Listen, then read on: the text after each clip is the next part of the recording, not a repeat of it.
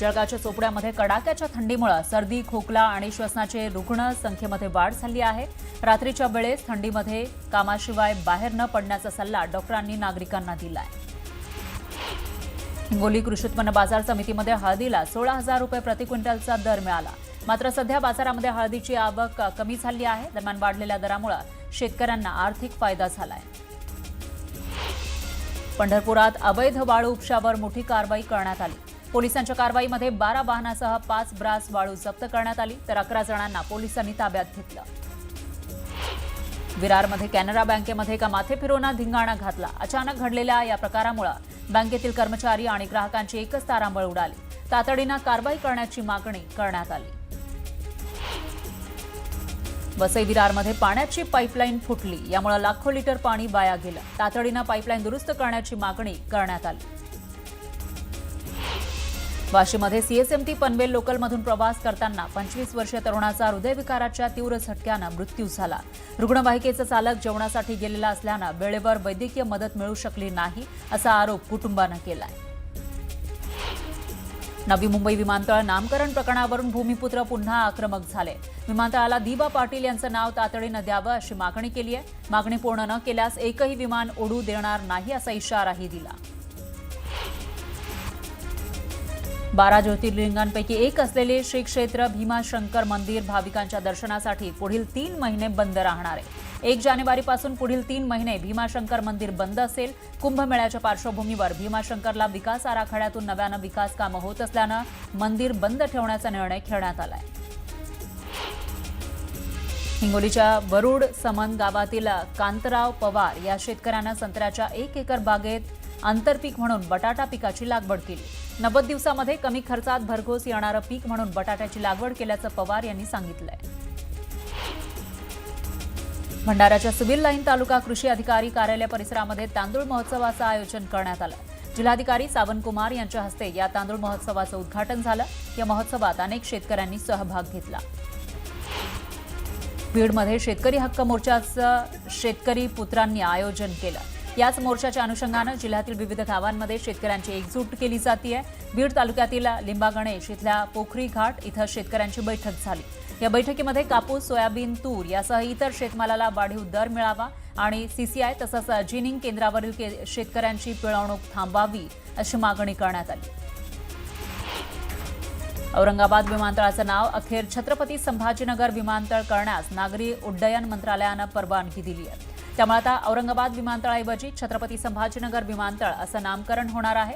औरंगाबाद शहराचं नामांतर छत्रपती संभाजीनगर झाल्यानंतर विविध शासकीय कार्यालय, विभाग आणि संस्थांची नावं बदलण्यात आली आहेत। मावळ तालुक्यातील दुधावरे खिंडीतून जाणारा मुख्य रस्ता सध्या अत्यंत धोकादायक अवस्थेत आहे। या रस्त्याच्या साईड पट्ट्या मोठ्या प्रमाणामध्ये खचल्या, त्यामुळे वाहन चालकांना जीव मुठीत घेऊन प्रवास करावा लागतोय। इंदापूरच्या शेळगावात 35 वर्षीय महिलेची पतीनं हत्या केली। या प्रकरणात पोलिसांनी पती मल्हारी उर्फ बापू खोमणेला अटक केली। पालघरमध्ये मुंबई अहमदाबाद राष्ट्रीय महामार्गावर भरधाव ट्रकला आग लागली। यात ट्रक पूर्णपणे जळून खाक झाला।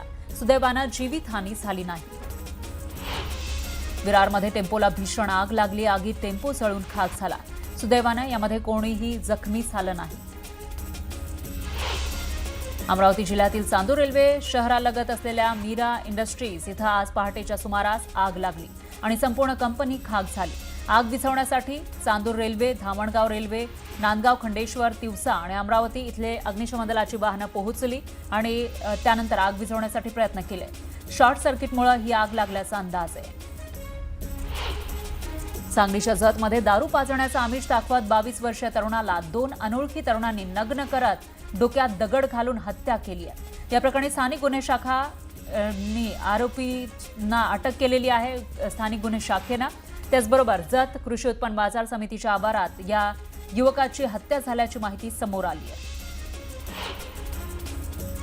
राष्ट्रवादीचे प्रदेश सरचिटणीस जीवन घोगरे पाटलांनी राष्ट्रवादीचे आमदार प्रताप पाटील चिखलीकर यांचा मुलगा प्रवीण पाटील चिखलीकर आणि माजी आमदार मोहन हंबर्डे यांनी अपहरण करून मारहाण करायला लावल्याचा आरोप केलाय।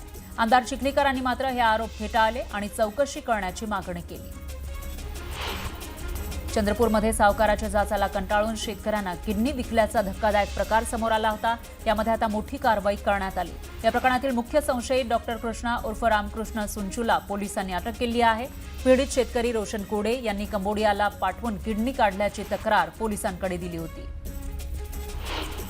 मुंडवा जमीन गैरव्यवहार प्रकरणी आरटीआय कार्यकर्ते विजय कुंभार आणि सामाजिक कार्यकर्ते अंजली दमानिया यांनी बावधन पोलीस ठाण्यात पोलिसांची भेट घेतली. जमीन गैरव्यवहार प्रकरणाची माहिती घेत पार्थ पवारांचं नाव आरोपी म्हणून का नाही याबाबत कुंभार आणि दमानिया यांनी विचारणा केली. गोंदियामधल्या आमगाव तालुक्यातील बामणी रेल्वे फाटाजवळ राज्य उत्पादन शुल्क विभागानं अवैध दारू तस्करी विरोधात मोठी कारवाई केली.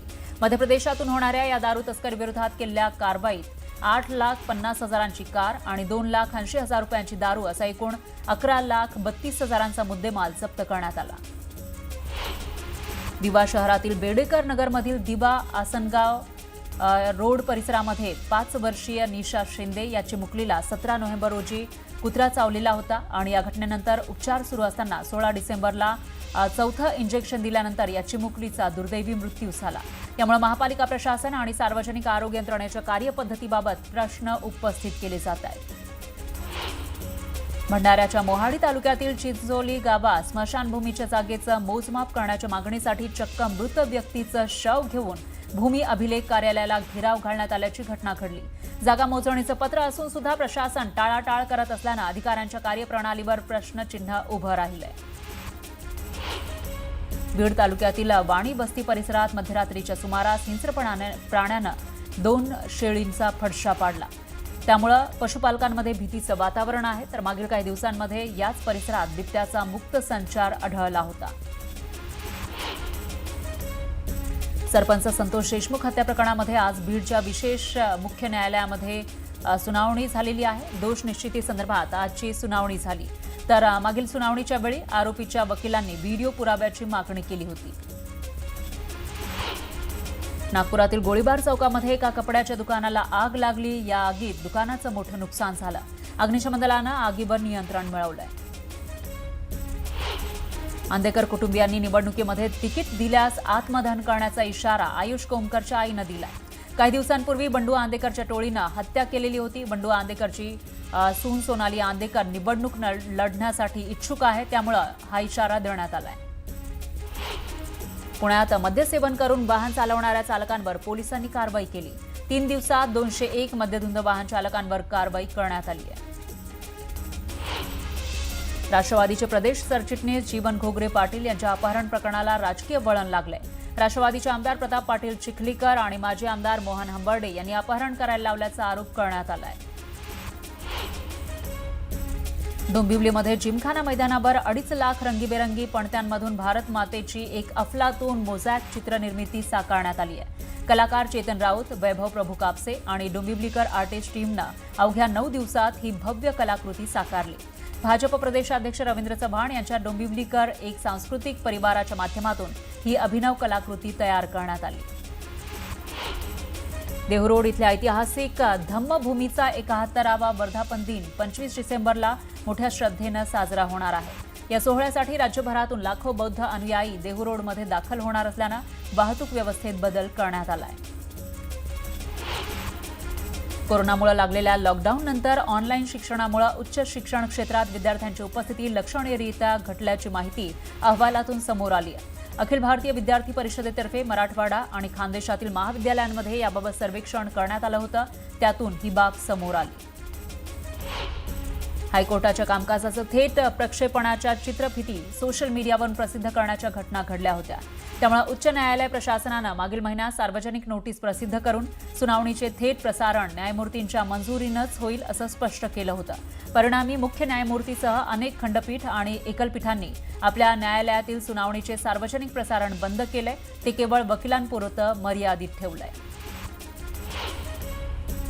पुणे बंगळुरू द्रुतगती महामार्गाचा मुंबईपर्यंत विस्तार केला जाणार आहे. या विस्ताराअंतर्गत पुणे मुंबई असा 3रा द्रुतगती महामार्ग बांधला जाणार आहे.